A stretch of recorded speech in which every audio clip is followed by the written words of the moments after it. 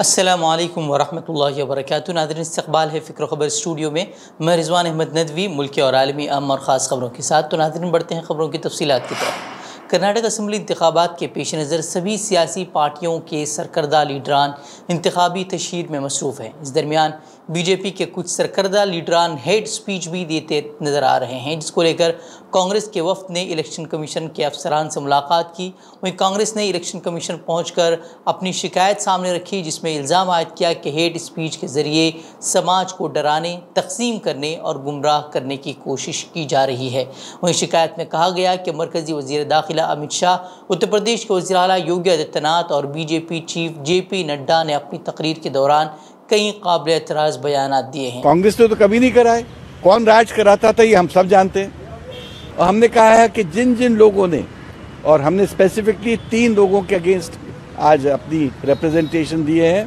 Home minister के against दिया है, नड्डा साहब के अगेंस्ट दिया है, और तीसरे योगी आदित्यनाथ जी के अगेंस्ट दिया है कि इन लोगों ने अपने शब्दों से जो बातें बोली हैं वो हेट स्पीच की परिभाषा में आता है, और इसलिए इलेक्शन कमीशन को in terms of the law of the land, in terms of supreme court order, इस पर एक्शन लेना चाहिए। एक बात और कही है कि अगर कोई विशेष व्यक्ति जो कहाँ ऊंचे किसी पद पर है वो ऐसी कोई बात करे और उस पर कार्रवाई ना हो, तो फिर अन्य लोगों को भी प्रोत्साहित करेगा, वो बात प्रोत्साहित करेगी कि आप भी कुछ कहो, तो कोई रोकने वाला नहीं है।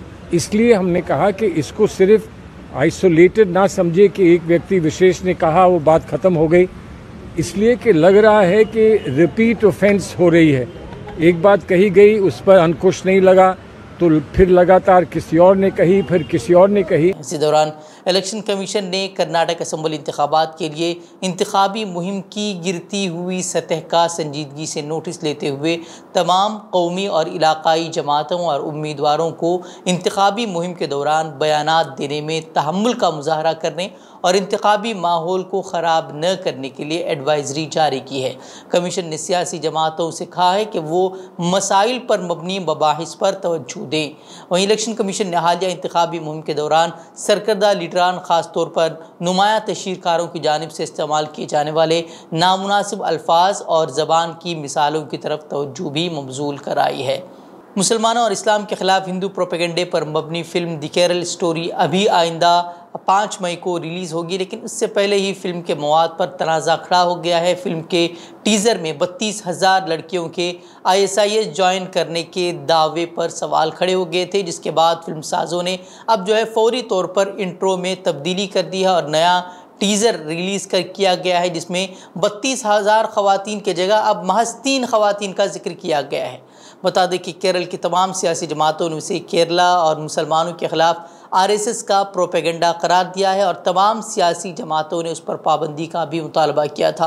दरअसल सुप्रीम कोर्ट ने द केरल फिल्म की रिलीज़ पर पाबंदी आयद करने की अर्जी पर समाअत करने से ही इनकार कर दिया है।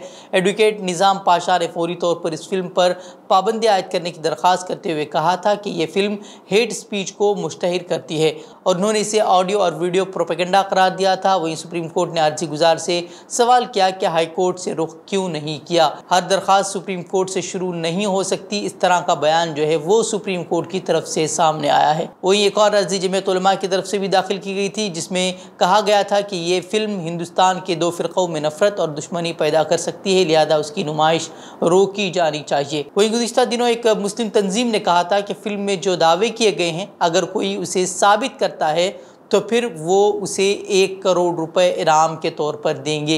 वहीं अब ये खबर सामने आ गई कि मामला जब अदालत में पहुंचा तो उसके बाद सनशाइन पिक्चर्स ने टीज़र की तरह ट्रेलर को भी यूट्यूब पर पोस्ट किया है, लेकिन उसमें तब्दीली करते हुए उसे अब 32,000 की जगह वो सिर्फ 3 लड़कियों की कहानी दिखाने का अब वो दावा किया जा रहा है।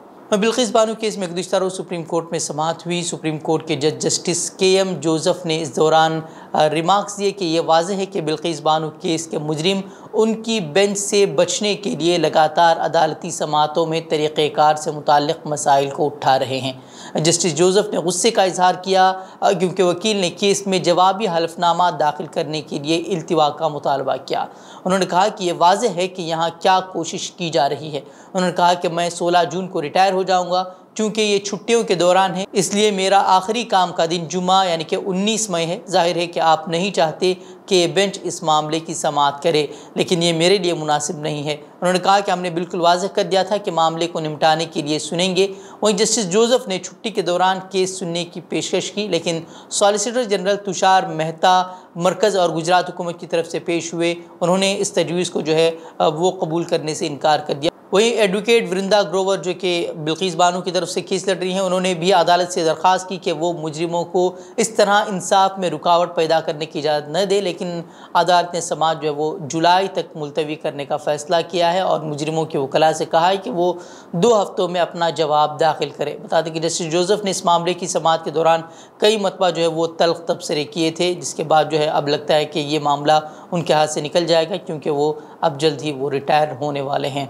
वहीं गुज़िश्ता रोज़ कांग्रेस ने कर्नाटक के लिए अपना इंतखाबी मंशूर जारी किया था, जिसमें उन्होंने बीजेपी की आवाम मुखालिफ कवानीन को 1 साल में मनसूख करने और बजरंग दल जैसी तंजीमों पर जो है वो पाबंदी का वादा किया था। वहीं असदुद्दीन ओवैसी ने कांग्रेस पार्टी की जानिब से जारी किए गए इंतखाबी मंशूर पर तनकीद करते हुए कहा कि बाबरी मस्जिद की इंहिदामी के बाद कांग्रेस पार्टी ने करारदाद पेश की थी, जिसमें कहा गया था कि हम दोबारा उसी जगह मस्जिद तामीर कराएंगे। उन्होंने उस वक्त भी अपना वादा पूरा नहीं किया। उन्होंने कहा कि इंतखाबात से कबल सियासी जमातें इस तरह का वादा करती हैं, लेकिन उसे पूरा नहीं करती। जब बाबरी मस्जिद का डेमोलिशन हुआ था, तो डेमोलिशन के बाद कांग्रेस पार्टी का एक रेजोल्यूशन है पार्टी का कि हम दोबारा वहां मस्जिद बनाएंगे। समझे आप, जब कांग्रेस पार्टी की सरकार थी, उनका रेजोल्यूशन है उनकी पार्टी का कि हम बाबरी मस्जिद को वहीं बनाएंगे। क्या हुआ वहां पे फिर? अब कांग्रेस पार्टी बोल रही है, देखिए चुनाव से पहले तो बहुत बातें बोलते, उसके बाद क्या होता आप देख लो। दूसरी बात, आप बोलते कि ये बैन करेंगे नहीं करेंगे। भाई आप शेटकर साहब को पार्टी में लिए, उन्होंने जिंदगी उनकी आरएसएस से शुरू हुई। हाँ, उनकी जिंदगी आरएसएस से शुरू हुई पूरा। उन्होंने बीजेपी के फाउंडर्स में से है, उन्होंने कांग्रेस में चले गए। क्या है आपका ये, मेरे को नहीं मालूम। यूपी के इलाहाबाद में पुलिस के सामने अतीक अहमद और उनके भाई अशरफ अहमद के बहीमाना कत्ल के बाद वही हो रहा है जिसका खदशा जाहिर किया जा रहा था। पुलिस हिरासत में 2 लोगों को सिक्योरिटी फराहम करने में नाकाम योगी हुकूमत ने इस वाक़े का सियासी फ़ायदा अब उठाना शुरू कर दिया है। वहीं बल्दियाती इंतखाबात में इस कत्ल को योगी हुकूमत का कारनामा करार दिया जा रहा है। बीजेपी के रुकन असम्बली के कत्ल को योगी हुकूमत की कामयाबी करार देने के बाद अब योगी की इंतखाबी रैली में एक पोस्टर लहराया गया है, जिस पर लिखा था कि उमेश पाल के कातिलों को मिट्टी में मिलाने पर आपका शुक्रिया।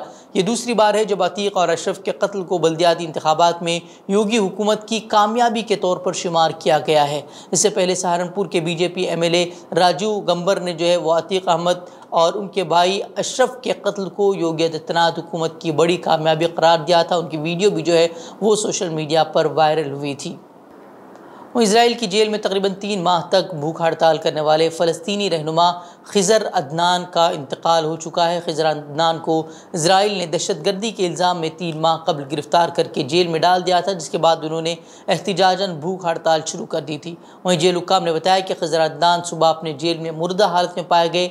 वहीं फ़लस्तीनी वज़ीर आज़म ने जेल हुक्काम का मौक़िफ़ मुस्तरद करते हुए अपने बयान में कहा है कि खिज़र अदनान को जानबूझकर कत्ल कर दिया गया। उन्हें सेहत की संगीन सूरत हाल के बावजूद सेल में रखा गया, जिसकी वजह से उनकी मौत वाक़ हुई है। तो नाज़रीन, नित्य खबरें मज़ीद खबरों के लिए आप हमारे वेबसाइट www.fikrkhabar.com की तरफ रुख कर सकते हैं। वीडियोज़ के लिए हमारे यूट्यूब चैनल को सब्सक्राइब करें। तो नाज़रीन, इजाज़त दें। अस्सलामु अलैकुम वरहमतुल्लाहि वबरकातुहू।